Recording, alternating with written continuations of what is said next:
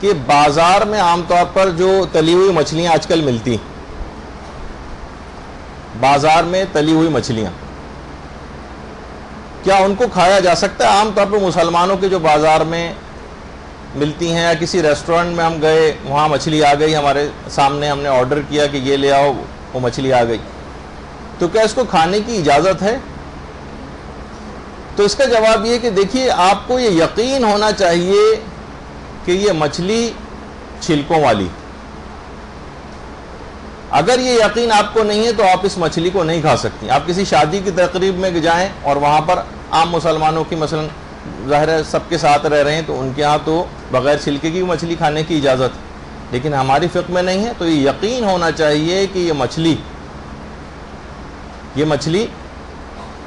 جو ہے وہ چھلکوں والی، یا تو آپ تحقیق کریں، پوچھیں، اور اگر آپ تحقیق نہیں کر رہی یا پوچھ نہیں رہی تو پھر اس مچھلی کو حالت شک میں نہیں کھایا جا سکتا۔ تو یہ ایک مسئلہ اس کے اندر ہے۔ اور باہر جو افراد رہتے ہیں ان کے لیے بھی بعض اوقات اس طرح کی مچھلیاں پیک حالت میں، ٹن پیک جو ہوتی ہیں، وہ باہر سے بھی آ جاتی ہیں، مختلف ممالک سے آ جاتی ہیں۔ اسی طریقے سے تو یہ سوال باقاعدہ آقا سیستانی سے الگ سے پوچھا بھی گیا، تو انہوں نے یہی کہا کہ اگر کوئی کافر بھی چھلکوں والی مچھلی پکڑ رہا ہے تو وہ بالکل حلال ہے، آپ اسے کھا سکتے ہیں، اور جو پرانس وغیرہ ہوتے ہیں، جھینگے، ان کو بھی کھانے کی اجازت ہے۔ تو بہرحال بس یہ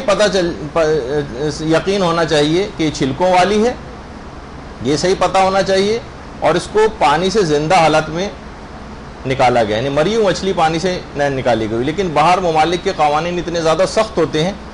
کہ تقریباً یہ اطمینان والی صورتحال ہوتی ہے کہ اس کو زندہ حالت ہی میں نکالا گیا ہوگا، اور پھر اس کے بعد یہ مچھلی مری ہوگی، تو اس لحاظ سے اس کو کھانے کی بھی اجازت مل جاتی ہے۔